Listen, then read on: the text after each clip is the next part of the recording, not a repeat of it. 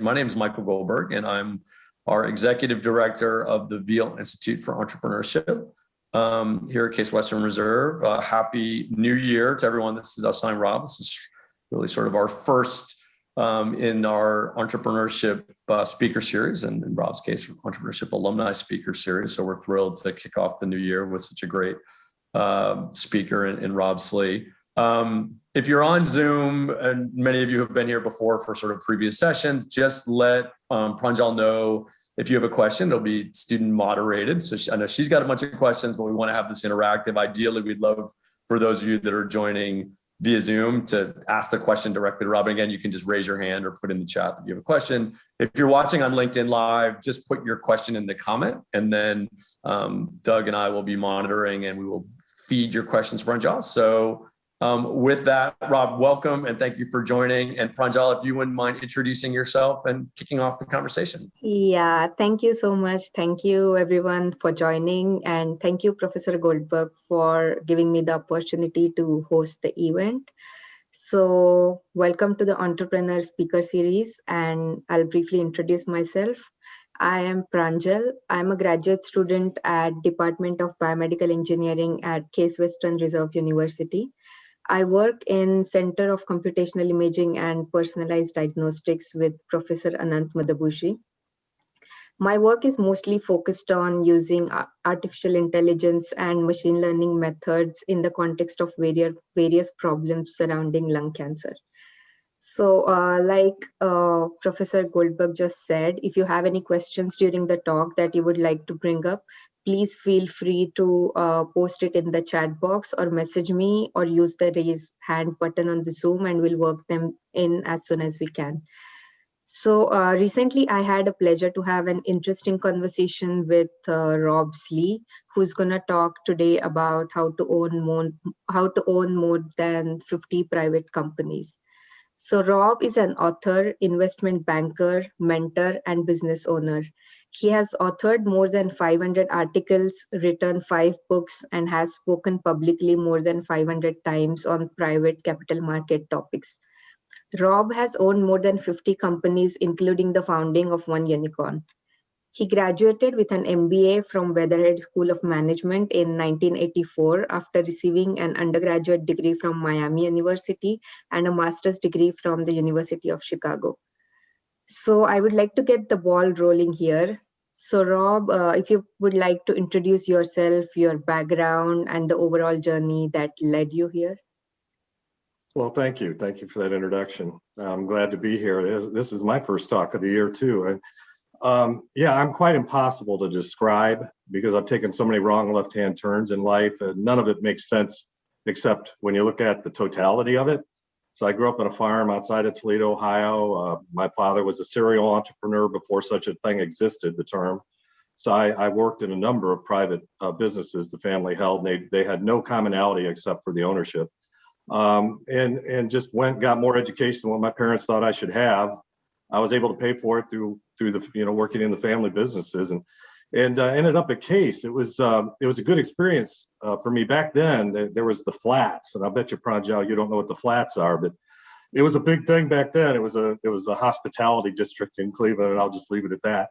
But yeah, I learned a lot at Case. What I really learned most was that an MBA sets you up for public capital market behavior. It really allows you to successfully traverse the large publicly held companies. And since I had grown up in the private companies, I was sort of a pain in the neck to the professors at Case, because when you go get an MBA anywhere, as I've spoken more than 100 times at MBA schools, written a couple textbooks that are used at those schools, and they don't tell you this, but basically you're learning about the behavior of large public companies. And that is just fine. It served me well because I left Case and for a half dozen years worked for a large public company. I got the dream job. I was working for the CEO, CFO of a Fortune 200 company, wrote their board presentations, did all the analysis, learned the business from top down, and then it became fashionable for everyone to promote me every 3 or 4 months because as long as the CEO was still there, everyone looked good doing that. So I got to see 6 or 8 different parts of the businesses, from plant manager to general manager to head of planning to head of M&A to you just name it. And I finally got to the top of the pyramid as a young person. I mean, I wasn't even 30 at that point. And that was back when a 30-year-old didn't run $1 billion business. Now it's different now, but back then that didn't happen. And so what I discovered was I wasn't meant for that life. I was a control freak with too much intellectual curiosity, and that just doesn't play well in a large public company. You can't really express yourself. I mean, imagine showing up at a bank one day as an employee and say, I'm here to change everything, follow me. I mean, it just doesn't. Large public companies aren't their culture won't allow that. So as soon as I got to the top of the pyramid, I decided to parachute down to Main Street. And of course, that's when the problem started, because nothing I had done in life. I mean, I learned about perfect capital markets at the University of Chicago School of Economics. Well, I've never cashed a check in the perfect capital markets. And then a case I learned about public capital markets. And then all of a sudden I find myself with 2 young kids and a wife, and I'm trying to feed the family in the private capital markets. And this will sound very familiar to those of you who have MBAs and have gone this track in terms of private investment banking. And so there I am. For 3 or 4 years, I didn't cash a check. I starved because nothing I had learned in school was applicable to Main Street. So I thought I was there to save Main Street. And it turns out Main Street didn't care if I was there to save it. And unless all Main Street cares about is you have the skills to create value in Main Street. And so that's why I started doing all the writing. It wasn't that I knew stuff. It's I didn't know anything. Nothing I'd learned in school was preparing me for this chaotic knife fight that is Main Street. And so I was writing 2-3 articles a week for the business journals across the country. And finally, after a number of years of doing that, I saw the book, Private Capital Markets. And, you know, for my cohort, if any of my cohort from 1984 is there, yeah, there is a 5-pound textbook at the end of all this. And what I learned was there's a whole different behavior in the private capital markets. And I cataloged that through a series of books, 2 textbooks and 3 popular press books. And so I've been in a search for 30 years in terms of trying to describe adequately to my satisfaction the behavior of the private capital markets. And I think I have now. That's why I've stopped writing and speaking. Instead of speaking publicly 60, 70 times a year, I don't do any of that anymore. So basically I've turned into a full-time, not a venture capitalist, not a private equity. I'm a person who takes large positions in a large number of private companies. And so at any one time I own 10 or 12, own, I don't know, 100. And like Pranjal said, one of them turned into a unicorn. I'll never do that again. It turns out that you have to sell your soul so many times, you lose your soul whenever you're trying to do something like that. So I'll stay mainly in the lower middle market. That's where I've done most of my investment banking work. And the other thing, I know that there's some students on the line that are, they think investment banking is glamorous. Let me tell you, 30 years into it, I founded an investment banking firm 30 years ago and I still own it. That's been my ordinary income job for 30 years, but let me demystify what investment banking is. You argue with people over money. That's what investment banking is. And so if you're the sort of person that loves to argue with people over money, that is a very good career track. You can make a lot of money. You can get very good at arguing with people over money. So Wall Street investment bankers argue with people over money regarding public stock and debt interest. I've been arguing with people over money over private debt and equity interest.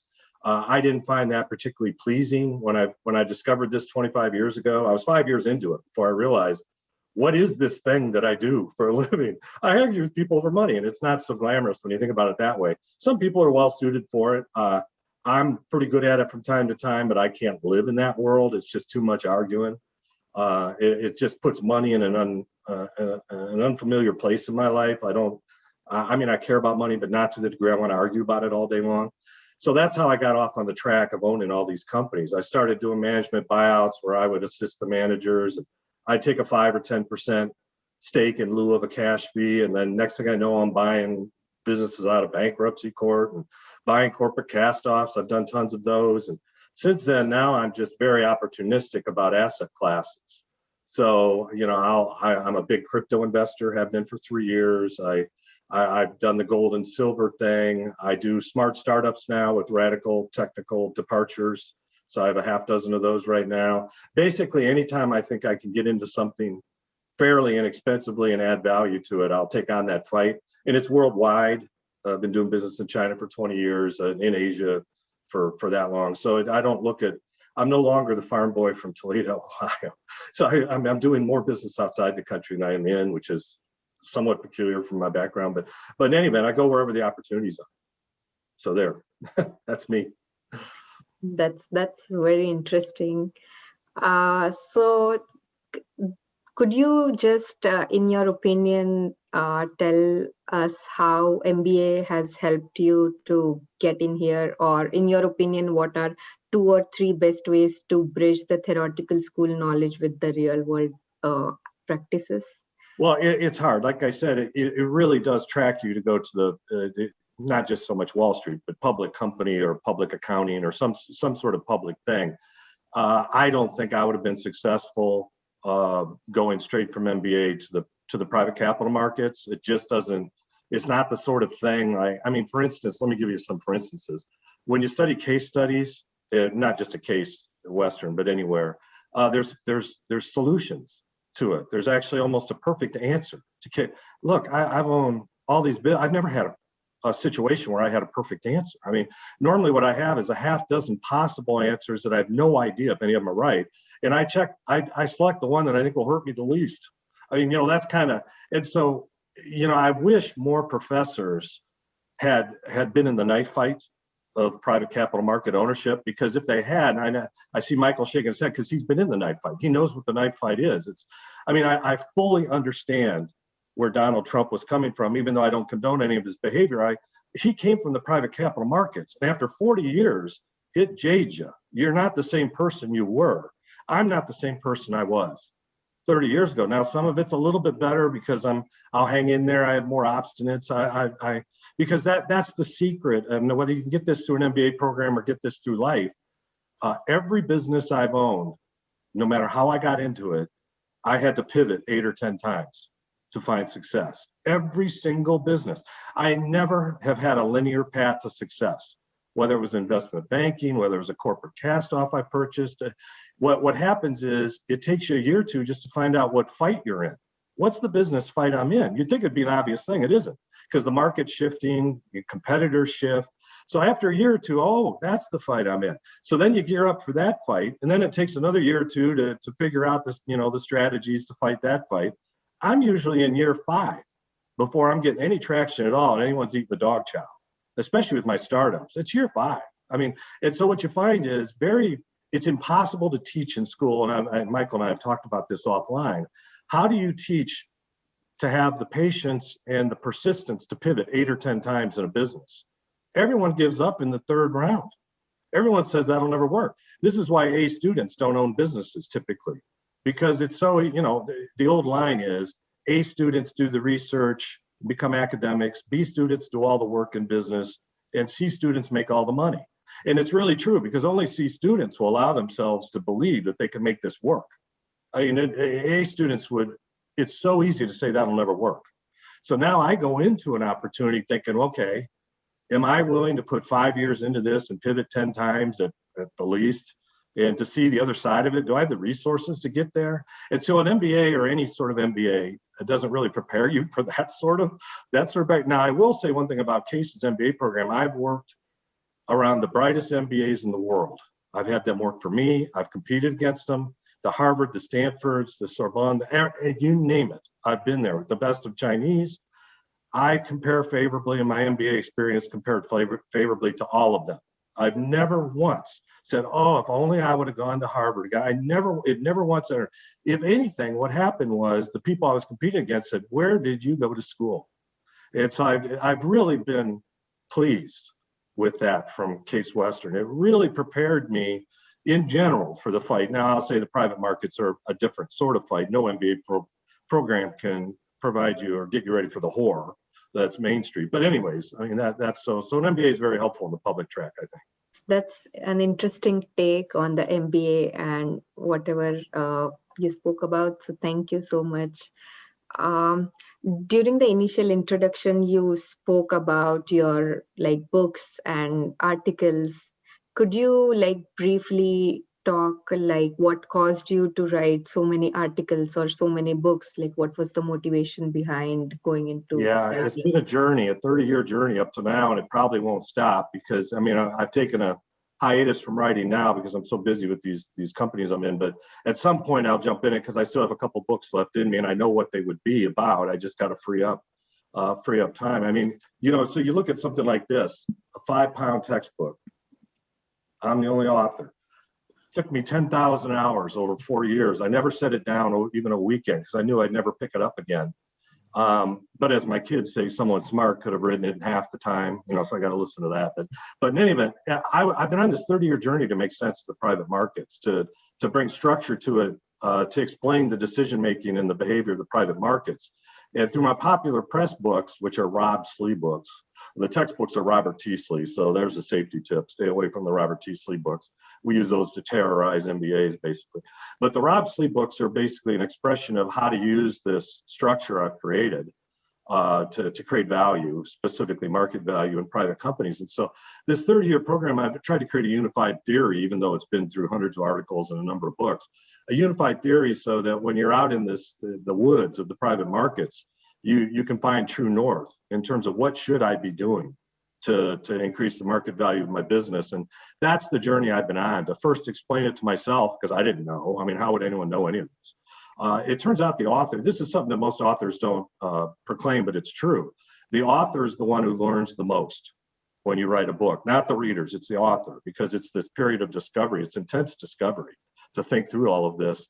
And so I've written 2 left brain books. These textbooks are left brain books, and 3 right brain books, the expression of the left brain. And it's sort of torn my mind apart to some degree because one person shouldn't be able to write those different type books, but I forced myself to do it because that's part of the unified theory, I'll call it, of private business. So that's what drove me to it. And I'm somewhat satisfied I've gotten there. I've got one big book left in me. I have a premise, a working premise that right place, right time would be the title of the next book. And what I've learned is, what's the difference between the companies I took to the moon and the ones that I didn't? It was the same me. I worked hard, I resourced them properly, I did everything I knew to make them good. What was the difference? Right place, right time. I finally outweighted the market and I was in the right place, right time with whatever the value proposition was. And the ones I failed, unfortunately, the graveyard's full of people who were early. And so whenever I get too early on stuff, that's where I run out of patience or money or resources, whatever it is, energy. And so it doesn't go so well. So right place, right time, really, you can work as hard as you want, be as smart as you want, follow all my books to the T, but if you're not at the right place, right time, you're not going to be successful. And that's probably the final book I'll write. Interesting. So we do look forward to the new book. So we have one question from Alec, if you would want to ask it by yourself, if you want to unmute and ask it. Yeah, thank you. Rob, I mean, if you could talk a little bit about, I know I'm not saying you have any regrets from kind of how you got to where you are now, but if you can go back to your MBA time or even kind of the steps you made to where you get to where you are right now, would you change anything about it or would you do anything differently? And now this is the third. Thank you for that question, first of all. The 3 wrong left-hand turns I've taken in life, I had to take to get to where I am. I don't think I could have shortcut this. And let me just describe, whether you're an investment banker or you're a business owner, to some degree, even as an investment banker, you own your own book of business to some degree. And what I learned there, and the reason it's so hard to be successful, and the reason I think I had to take these wrong left-hand turns, is that think about what you have to do to be a successful business owner. You have to create compelling value propositions for all your stakeholders. So your customers, your employees, your vendors, yourself, your partners, the bank, and you have to balance those and sustain those. And then you have to scale those and you have to hold it together because everyone's trying to break apart from you because it's not compelling to them anymore. So you have to constantly dance around that. I think without those 3 wrong left-hand turns I did, I wouldn't be able to create such compelling value propositions in all these various businesses because the stuff I'm doing right now is so edgy. It's so, my body is in 2021, but my business practices are in 2025 right now. And to some degree, and we'll get into some of that in a minute, especially with AI, because I'm a big player in AI, just like Pranjal. And so those 3 wrong left-hand turns, even though they were painful at the time, and I starved and I went broke, and it was very disappointing to those around me for a while.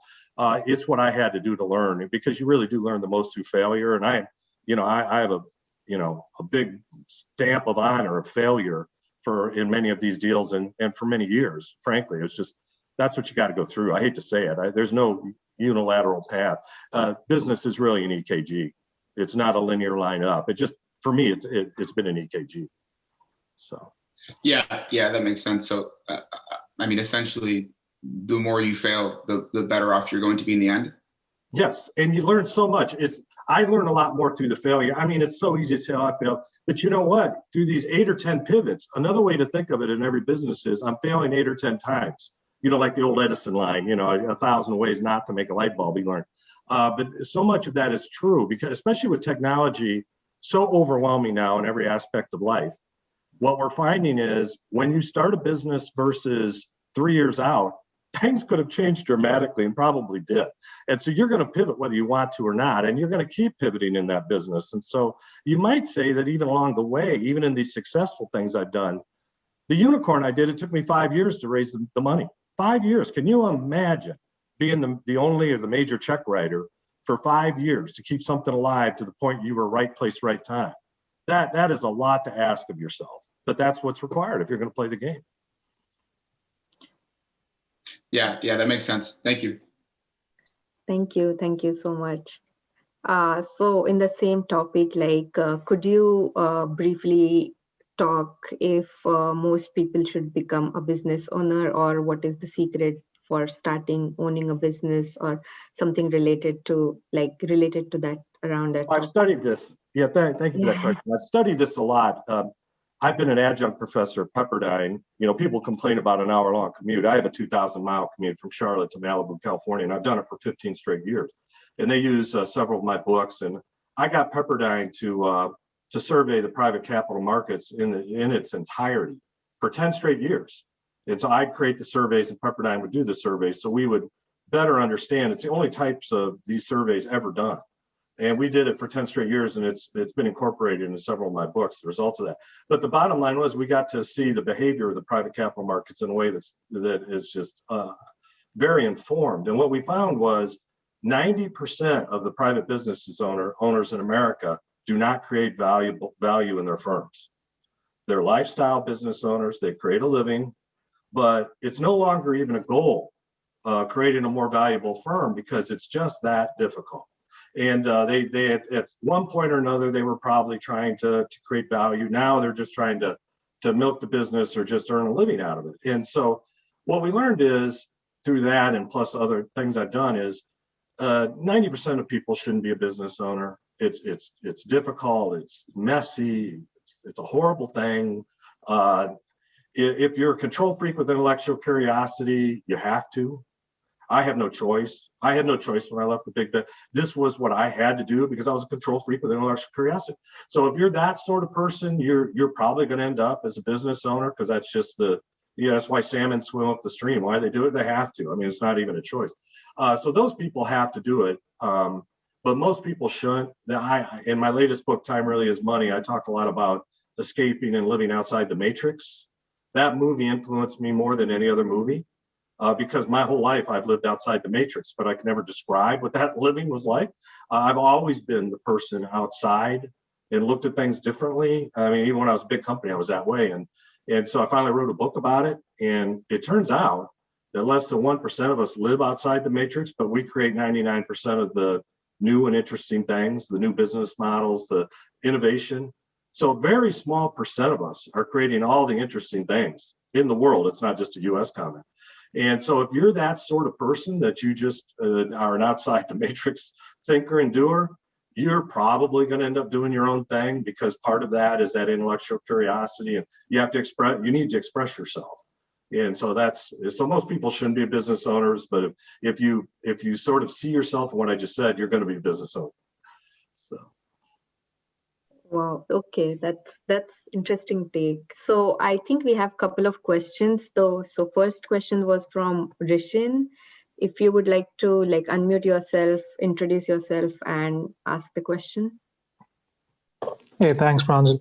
And thanks, Rob, for sharing your experience over here. A couple of questions over here. Number one, what was your first gate into investment? Did you like start with stocks and then learn more about the market and get into the larger world?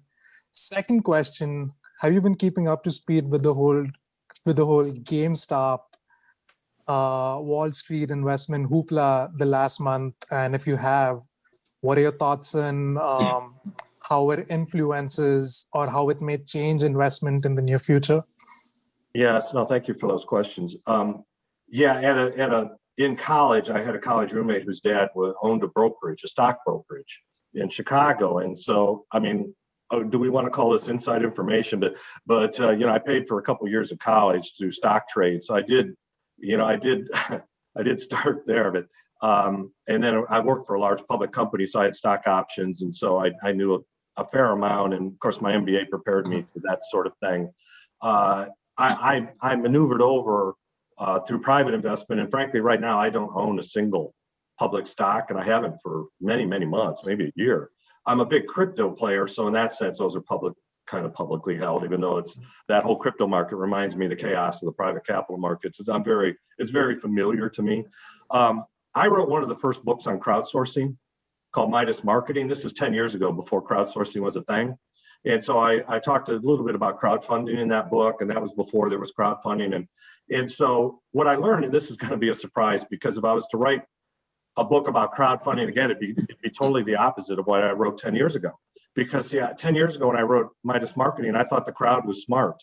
It turns out that's not the case at all. The crowd's an idiot. It turns out that there's 2 or 3 people in the crowd that are very smart. And that's what happened with Reddit. When I follow the Reddit feeds mainly for crypto, because 3 years into crypto and that wild river I jumped in. And what I've learned is there's almost always a couple people on those Reddit threads is where the GameStop stuff really started. They're brilliant. They are brilliant. They don't hold, they're not second fiddle to anybody at Goldman Sachs. Their analysis is so spot on. And what these various social media and other sites, what's happening, in my estimation, is that this brilliance is having a say in influencing the crowd to have group behavior, which I just love. I think this is the greatest thing to shove it up, of the short sellers. It's the greatest thing that's ever happened in finance, in my way of thinking. I'm a big decentralized finance player in crypto. That's one of my main investment themes. So the whole decentralized finance thing is close to my heart and close to my investment portfolio.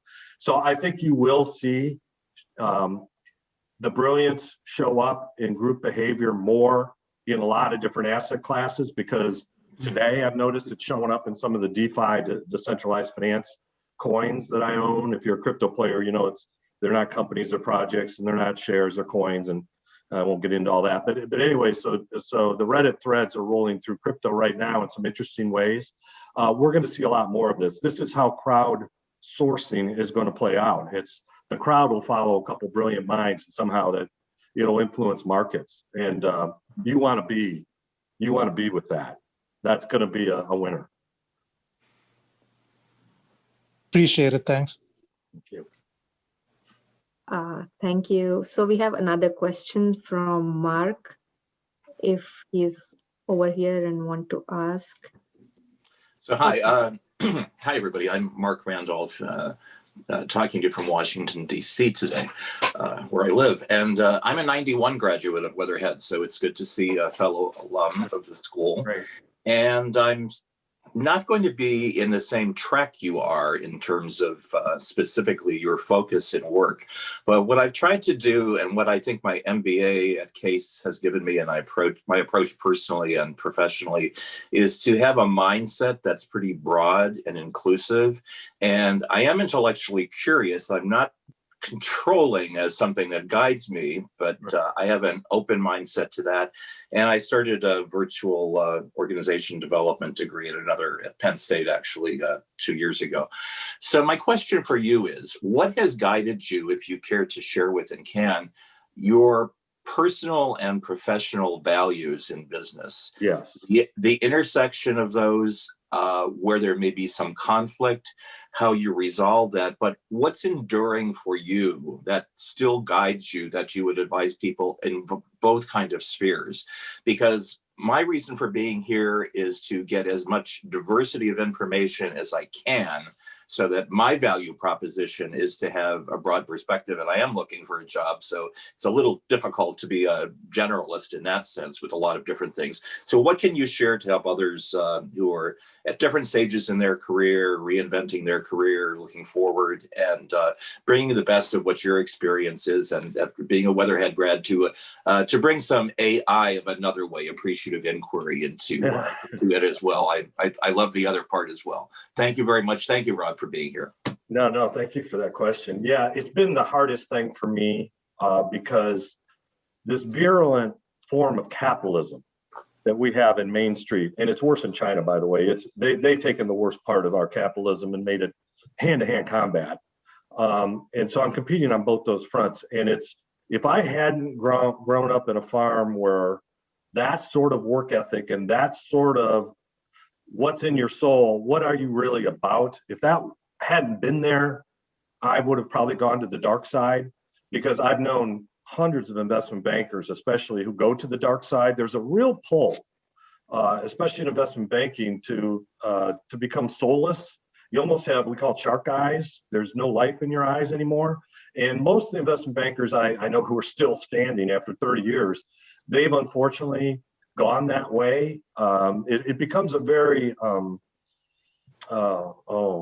zero-sum game, unfortunately. And to keep my soul has been not a full-time job, but that's why I won't do another unicorn. I felt I had to do things there to get that done, that they weren't illegal, they weren't unethical, but they were in the gray area, and I was really uncomfortable with that, so I won't do that again.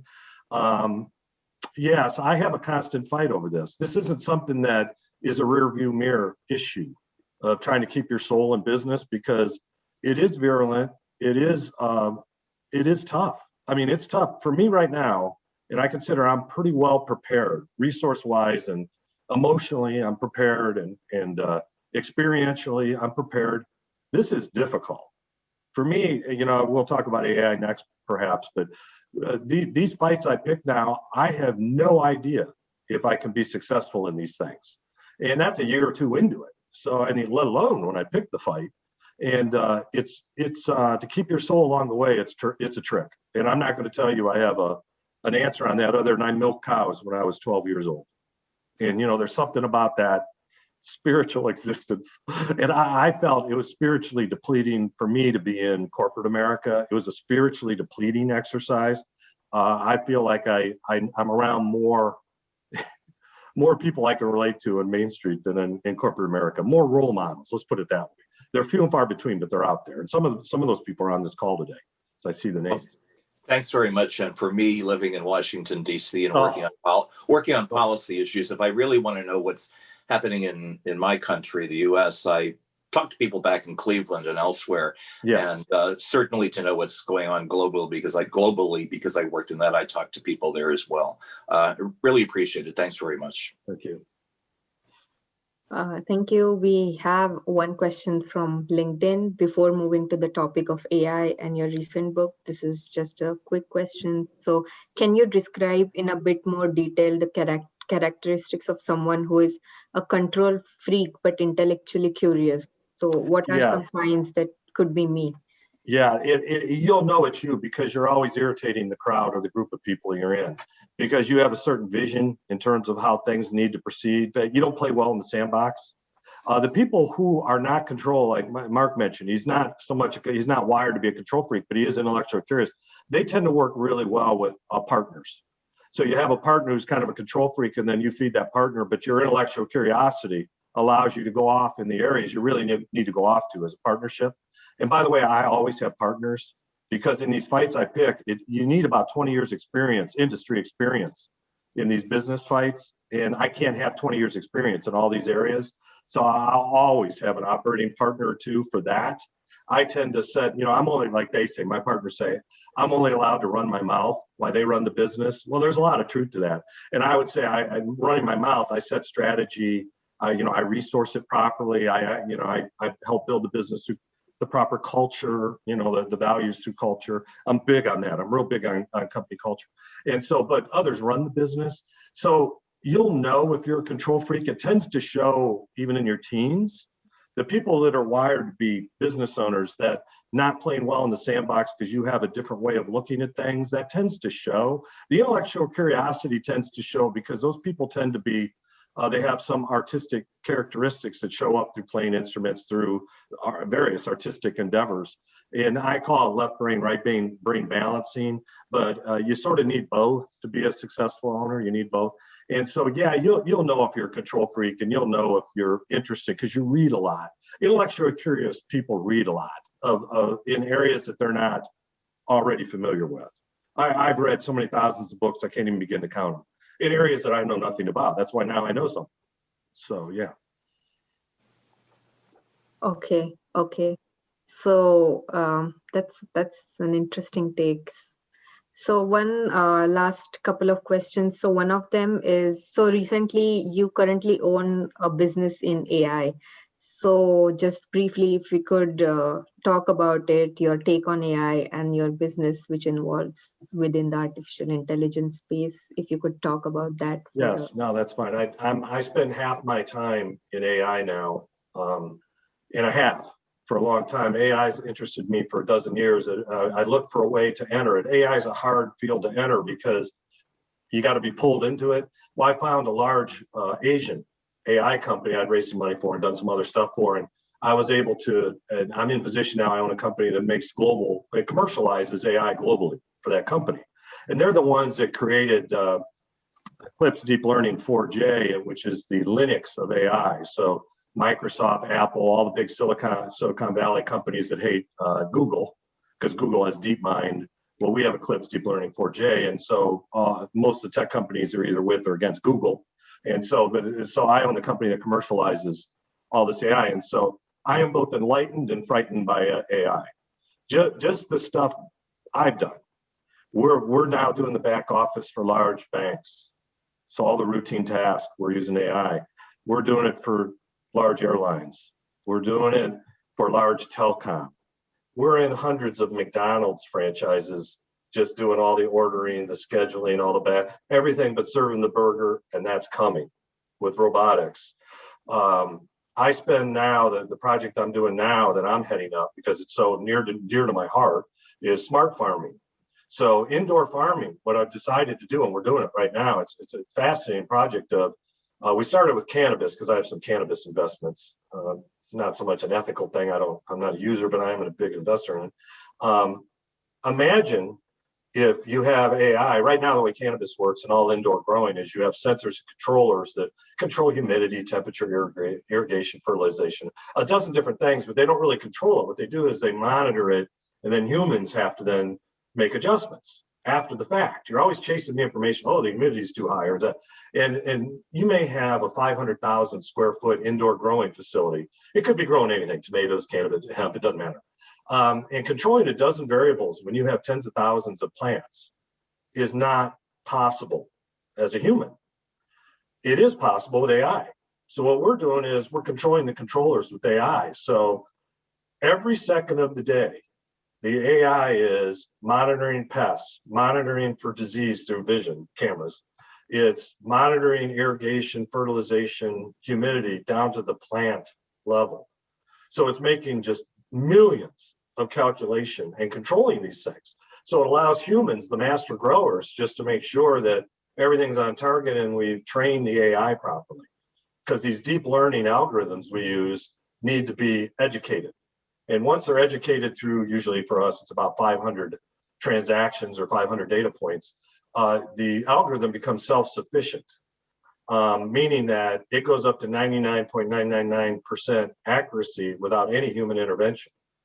So that's the enlightened part of AI for me. The frightening part is now I'm merging robotics into that. So robots will be doing the harvesting. Robots also will be trained through deep learning algorithms such that they don't need much human interaction. So somebody smarter than me is going to have to tell me what humans are going to do going forward to earn a living. Because I'm doing this in every industry and I'm not alone. So I'm bringing this sort of level of efficiency to every, now don't believe for a second the academics that say, oh, for every job that's displaced through AI, there'll be one created. See, that's nonsense. I've done the studies on this. No, we're creating jobs, yes. They're highly paid, highly skilled, engineering and technical jobs, but that's displacing 6 or 8 jobs of routine jobs for everyone we create. And so you say, well, Rob, you sound like a monster. You're creating the problem. I'm creating solutions so humans can move up the value curve themselves and create more value in the system. The problem with doing this is, I'm destroying me and people like me who are creating these systems, bringing them to life, so to speak, are going to displace millions, tens of hundreds of millions, billions of people who are going to have to get re-educated, re-skilled, and that we're not real good at that in the world of re-educating people who've just been displaced through technology. So that's the frightening part of AI to me. It's not so much that AI is going to take over the world. I'm not frightened by that. But I'm frightened by the fact that the social, this is where you get this universal basic income idea that a year ago I laughed at, 2 years ago I laughed at. A year ago I thought about, and now I'm thinking, okay, here's what's going to happen. The governments are going to tax people like me to death just to pay for universal basic income. And I don't see any way around that. I already pay over 50% taxes when you add it all up, and I add in the people I pay so I don't pay over 50%, the lawyers and the accountants. And I'm sitting there thinking, geez, if that was at 80%, am I still so fired up? I mean, I still am, because the reason I do this is it hasn't been money related for a long time by itself, but I also don't want to just think I'm working for the man. That's why I got out of corporate America. And so these are difficult questions that we're not really wrestling with so far successfully. And so AI, one of the reasons I jumped into AI is I want to be on the forefront of trying to answer these questions. And right now I'm telling you, I don't have answers to these questions. I'm thinking about it constantly, and maybe that's another book in terms of how society deals with this. Right now, I can't see it. I can only see how to provide the solutions. And those are hard enough. I mean, it takes me years to create these AI solutions, but we've won every battle we've picked. Everyone. I'm not going to lose an AI battle just because I surrounded. I know how to do this now. I've done big system integrations, and we're winning every single fight. And that means every single industry on earth is going to be run by AI within 3 years. There's my prediction. So how humanity is going to deal with that, I don't have an answer for. There it is. Don't have that one. Yeah, same here. Anyway, thank you so much, Rob. This whole session has been very insightful, and your journey has been very interesting. So thank you so much once again for coming and talking today. So I would just hand over the session to Professor Goldberg for the closing remarks. Sure, right. Pranjal, thank you for moderating. That was awesome. Your mutual interest in all things AI with Rob, among other topics, I think, made you a particularly adept moderator. You did a great job, so thank you for doing it. Rob, thanks for coming back to campus. We do look forward during post-pandemic times to have you come back to Cleveland, and the topics and your work and the things that you've written are so important. I think, I was nodding before when we were talking about the experiences that, whether it's in your role at Pepperdine as an adjunct or some of the things that we're trying to do in the classroom with practitioners. I mean, people like yourself that are out, starting businesses, going on new journeys, getting involved in things with AI. It's so important to our students and to get those perspectives. So thank you for sharing today, and we look forward. Hopefully this is the first of a number of conversations as we get you back in the Case Western Reserve fold and take advantage of all of your experience and talents to help our students and alums connect. No, thank you. It's been fun. I hope everyone benefited from this discussion. I hope to have another one in the future.